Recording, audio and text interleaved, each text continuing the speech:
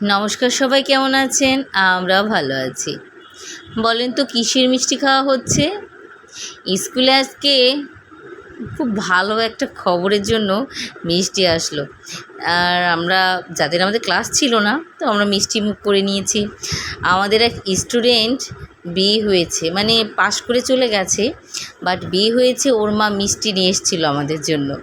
আর এই যে আমার এক ছোট্ট পিচ্চি 6-এর স্টুডেন্ট, উনি এটা মানে শেফালি ফুল দিয়ে বানিয়েছে, এখন আমাকে দেখাচ্ছে। আসলে এগুলো খুব ভালো লাগে, মানে বাচ্চারা এরকম বানায়, ওরা আবার আমাদের মানে দেখায়, এটা খুব ভালোই লাগে। তো বিকেলবেলা দেখেন কী পরিমাণে বৃষ্টি হচ্ছে, ভাবছিলাম মেয়েকে নিয়ে একটু ঠাকুর দেখতে যাব। জগদ্ধাত্রী পূজা চলে, নবমী আজকে। তো এই বৃষ্টিতে আর বাসা থেকে বের হলাম না। মেয়েও চাচ্ছিল, প্রথমে বলেছিল, পরে আর মেয়েও রাজি হয়নি। এত বড় বড় ফোঁটা পড়ছিল যে মনে হচ্ছে, আমি প্রথম ভেবেছি শিলাবৃষ্টি পড়ছে, মানে আমার গ্রিলে এত জোরে জোরে আওয়াজ হচ্ছে।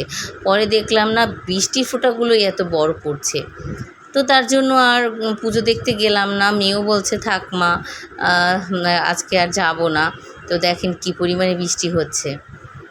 ওয়েদারটা কেমন জানি, সকালের দিকে মানে একটু রোদ থাকে, তারপর আবার সেই বিকেল থেকে বৃষ্টি শুরু হয়ে যায়। এবছরে বৃষ্টি আর যায় না। তো সন্ধ্যার পরে মেয়ে পড়তে বসেছে, আমি একটু গোপাল সোনার জন্য একটা ঘাগরা বানাবো, মানে আমার বাসার গোপাল না, আমার বাবার বাসার গোপু সোনার জন্য। আর আমার গোপু সোনা আসার পর থেকে আমি হাতে করেই ওর জন্য মানে ঘাগরা বানাই। আমার খুব ভালো লাগে। আমার গোপালের ওরকম ড্রেস লাগে না, কিন্তু আমার বাসার গোপালটা তো পিতলের, এর জন্য ওর ড্রেসটা আমি বানিয়ে দিই। তো সন্ধ্যার পরে মানে বৃষ্টি ছিল না, কারেন্টও আছে, তো ভাবলাম যাক এখন একটু মেশিনটা নিয়ে বসি। আর এই যে সেলাইয়ের কাজ, এটা কিন্তু অনেক আগে থেকেই পারতাম। আমার কিন্তু আগেও সেলাই মেশিন ছিল, সেটা অনেক বছর আগে, ওটা একজনকে দিয়ে দিয়েছি। এর জন্য নতুন করে আবার মেশিন কেনা, কারণ এখন হাতে সন্ধ্যার পর অনেকটা টাইম থাকে।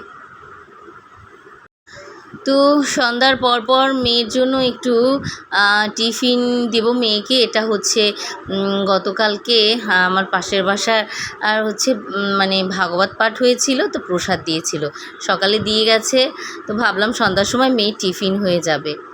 তো যাই হোক, ভিডিওটা আজকে জাস্ট এতটুকু। সামনে নতুন একটা ভিডিও নিয়ে হাজির হব। সবাইকে নমস্কার।